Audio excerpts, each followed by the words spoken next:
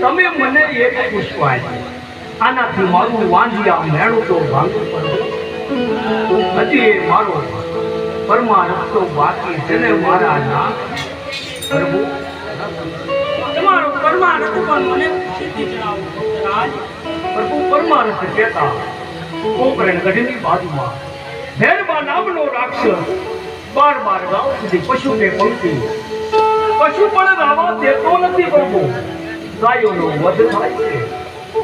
મારી કોકરણ ગઢની પ્રજાને બહુ રજાડ છે પ્રભુ. પ્રભુ કહેવતમાં કીધું છે કે 100 રૂપિયા વાળા નહીં અને એક દીકરા વાળા નહીં. પ્રભુ હું બીજા પુષ્પની માગણી કરું છું અને એ પણ આપણા જેવું અને જગતમાં પૂંજવા લાયક. પ્રભુ મને બીજું પુષ્પ આપો મારા નામ. તમે આજ મારી માગણી કરી રહ્યા છો. હા પ્રભુ, મારે આંગણે અવતાર ધારણ કરો મારા નામ.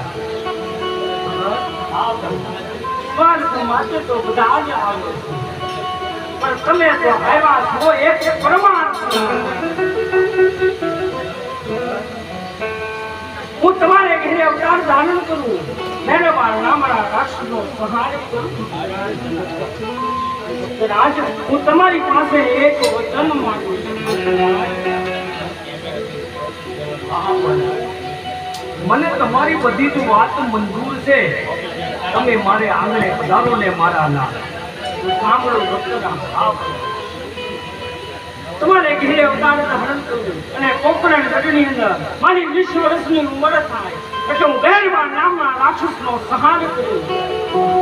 અને જ્યારે મારી 33 વર્ષની વહી આવે ત્યારે હું એક સલાહ દઉં કે સમાધિનો પડદો તમે કોઈને ખોલવા લઈ જતા હો, ભલે બ્રહ્માંડમાંથી બ્રહ્મા આવે, વિષ્ણુ આવે કે મહેશ આવે ને, છતાંય મારી સમાધિનો પડદો ખુલવો ન.